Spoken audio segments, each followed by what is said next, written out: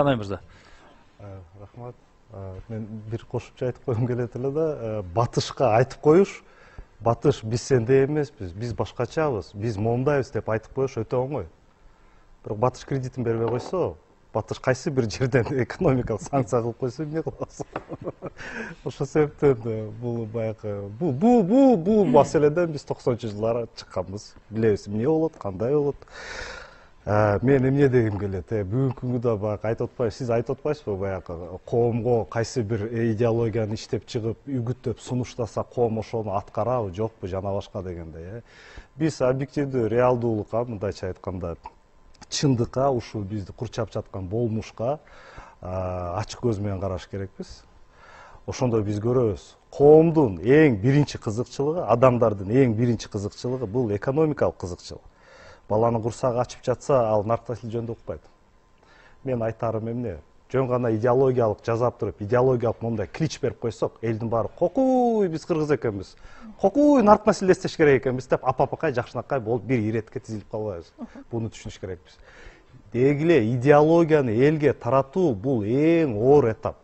Бул эң өнүккөн адамдар эмне үчүн коомдун эң тиги коомдун маданияты менен индикатор катары караса болот.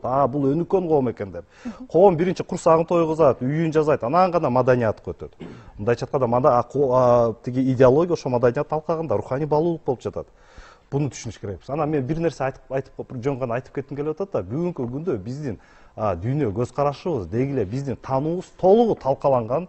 Эч бири-бирибизди түшүнө албай калдык, уга албай калдык. Эмнеге? Себеби либерализм жөн эле келип калбастан өзүнүн аркасы менен өзүнүн философиясын алып келген. Ал эмне деген философия? Ал деген постмодерн. Постмодерн деген эмне? Ал деген плюрализм. Сиздики да чын, меники да чын, баарыныкы чын, баарыныкы туура. Ошентип бүгүн отуруп алып айтып атабыз, Жусуп Абдрахманов, атабыз мыкты деп атабыз. Ошол эле замат басмачтар мыкты деп атабыз. Кандай бул? Кечиресиз, ал экөө карама каршы келишкен. Ушул замат эле туруп эле тиги экзистенциализм деген бар. Адам кандай болсо, адам кандай ойлосо, ошол чындык деген.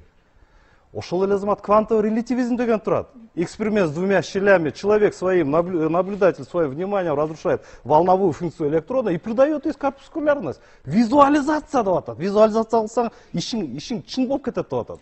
Бунун баары жалган илимдер, мындай жалган илимдер жашап турмайын биз бири-бирибизди эч качан түшүнө албайбыз. Коом деген эмне дегенге жооп бере албайбыз керек болсо. Коом бирдиктеден турат. Биз коомдун бирдик катары фрагментибиз. Эң негизги коом, эң негизги коомдун кызыкчылыгы. Коом болгон үчүн биз барбыз, коом болгон үчүн монун баары турат, коом болгон үчүн чегерабыз турат, жана башка. Коомдун кызыкчылыгын алдыга коюш керекпиз. Коом аман болсо биз аман болобуз. Бизде мындай түшүнүктөр бүгүн калбай калды. Бүгүн меники туура, анан мындай тигиндей деп эле жатабыз. Ошол үчүн илимий академия чыгып бүгүн мына интернетте кандай чаржайык болуп атат, деги эле кандай телевидениябызда деле чаржайык болуп турат. Өзгө же квант эмне экенин билишпейт, же психология эмне экенин билишпейт, квантовый психология деп сабак берип атышат адамдарга. Анан биз өзүбүздү, жарандарыбызды, өзүбүздүн элибизди ушундай жалган илимден коргой албай атабыз. Керек болсо анан туруп алып идеологияны түшүндүрүп беребиз деп атабыз.